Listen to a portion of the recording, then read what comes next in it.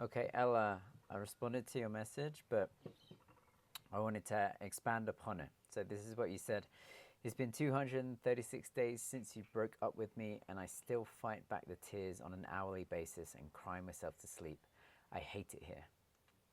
Yeah, I bet you do. 236 days of sadness and tears is not a fun place to be. I know that. It took me over a year to get over my grief after my last breakup, so I can very much understand where you're at. Like I said in the response that I sent you, this is a step one issue of being able to process emotions properly, process them in a healthy way so that they're not stuck in the body and you're repeating feeling those emotions over and over again. Step one of embracing the emotions. Clearly, there's sadness going on and you're crying. So in a way, you're processing that emotion, but maybe it's not the healthiest way to process what's going on with you. Maybe there are additional emotions that you're not addressing because the sadness is too overwhelming. If that were me, and that was me, as well as sadness, I was experiencing a lot of anger. If that's you, I don't know. How are you processing that anger? How are you processing any of the other emotions that you might be experiencing? Now, this can be the challenging thing. People often try to distance themselves from the emotions or to distract themselves so that they don't have to deal with them. For me, this is the missed opportunity. The emotional pain is your body trying to communicate something to your mind. And it's not getting through. It's like trying to touch a hot stove. The pain is a learning opportunity. At the moment, whatever that pain is for you, the wisdom behind it isn't being understood, which is why you just keep touching that hot thing and experiencing that pain because the lesson isn't being learned. Because that's step two of understanding the underlying story. Now, I don't know what that is for you. I'm seeing that you hate it where you are. And since you broke up with me, points to perhaps an injustice, a self-worth piece, a not good enoughness. I don't know. It's really difficult. I'm trying to fill in the blanks here for you of these steps. If you go through the guidebook, then you can begin to do this yourself. This is what I missed. It's why it took me a year to get to the point where I was willing to start to make a change, and then another year to figure all of this out, and then a third year to actually do this, to go through the steps. That doesn't have to be your experience. It doesn't have to be 3 years.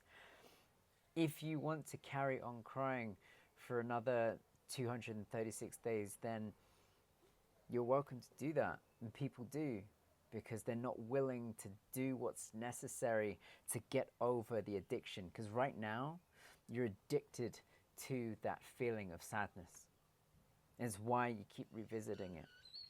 It's like the smoker who says they want to quit smoking, but they don't do absolutely everything to get over that addiction, because a part of them enjoys smoking. They're getting some benefit from it. I don't know what benefit you're getting from yours.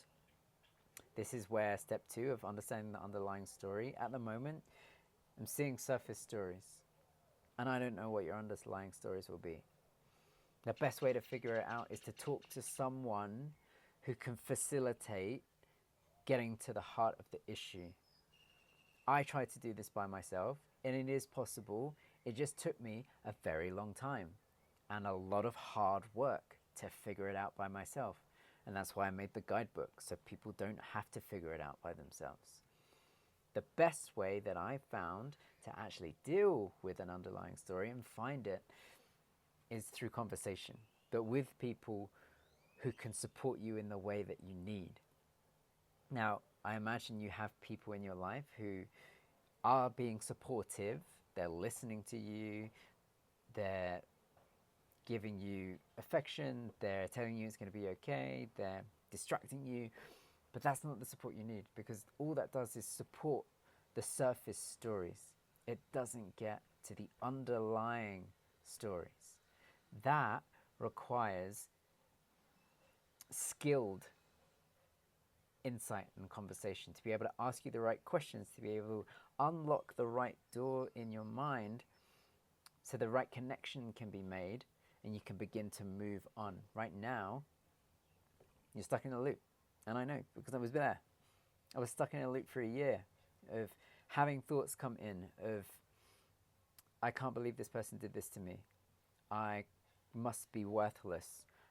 I hate this person. And that would impact me because it would trigger the sadness and anger and other emotions, and I get caught in that loop. What's required is to break that loop, and it's really difficult to do alone, because if you could do it easily, you would have done it already. Finding the right person who can expand upon the story and help you find the underlying story is going to be key. If you're doing it by yourself, journaling is what did it for me. If you're doing it with someone else, then finding someone in your network or someone who can skillfully facilitate that, who knows what they're doing. You could see a therapist, but most therapists treat the symptoms and not the problems. They're so focused on looking back that they're not focused on what is and what isn't being expressed to be able to look forwards. And that's part of my issue with therapy, but that's another thing. Therapy's great, I'm not knocking it, but find an effective therapist, because what most people will do, they will be ineffective. And the analogy I have for this is, if you take a car to the mechanic because the check engine light is on, you don't want the mechanic to check the light, you want them to check the engine. And this is the difference between an effective therapist and an ineffective therapist. And that's challenging to find the right person. I get that. But they're out there. It's possible. If you're doing it by yourself, step 1, embrace the emotions, figure out how to deal with them properly. Step 2, learn to identify what the underlying story is. Then step 3 to 6, they will flow. They won't be easy, but they'll flow. I trust that was useful to you. Good luck and stay strong.